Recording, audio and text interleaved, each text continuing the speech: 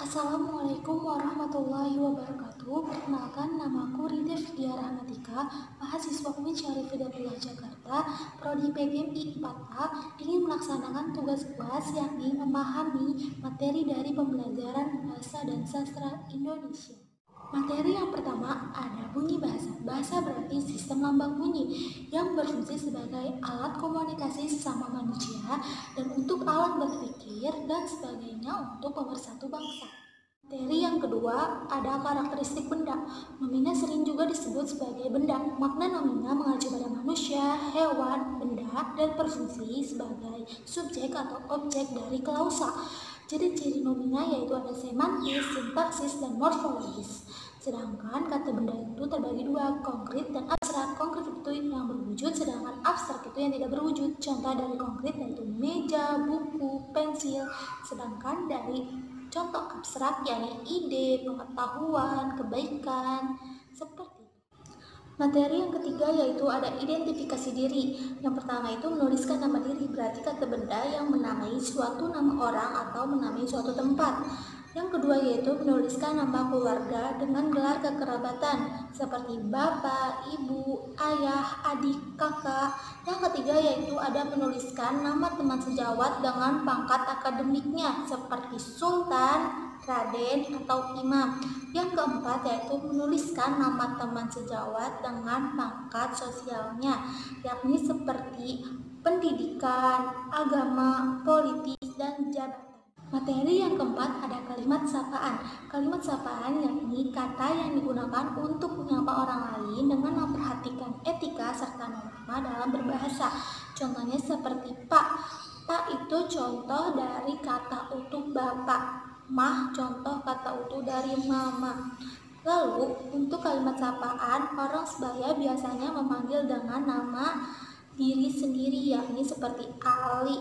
Lalu kalimat sapaan dengan orang yang lebih tua biasanya memanggil dengan seperti bapak, ibu, ayah, adik, kakak. Materi yang kelima ada prolog, dialog, dan epilog. Prolog itu pengantar naskah yang berisi berupa keterangan atau pendahuluan, sedangkan dialog percakapan antara dua orang atau lebih, sedangkan epilog penutup dari akhir sebuah cerita. Materi yang keenam ada jenis-jenis membaca dan membaca petunjuk. Membaca merupakan suatu keterampilan berbahasa di samping menyimak, berbicara, menulis.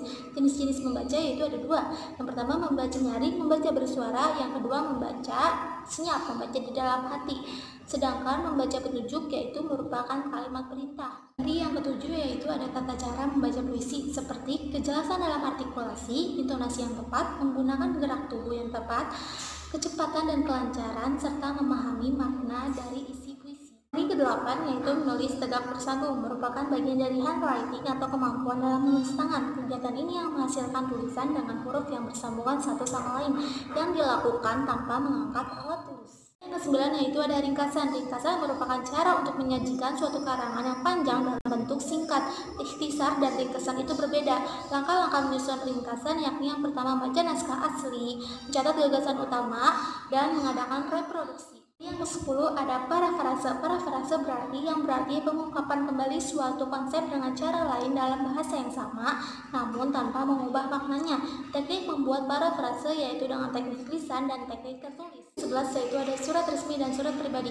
Surat merupakan alat komunikasi yang secara tidak langsung. Surat resmi yang bersifat resmi biasanya ditujukan kepada instansi atau lembaga tertentu, sedangkan surat pribadi yang ditujukan kepada teman sebaya atau sahabat pena yang menggunakan bahasa sehari-hari. 11 ada formulir dan kwitansi. Formulir berupa kertas yang berisi beberapa pertanyaan formal yang harus diisi seperti formulir pendaftaran sekolah. Sedangkan kwitansi berupa alat bukti transaksi seperti kwitansi tanda terima, kwitansi uang transfer. Yang terakhir yaitu materi 13 tentang naskah pidato. Pidato berarti pengungkapan pikiran dalam bentuk kata-kata yang ditujukan kepada orang banyak.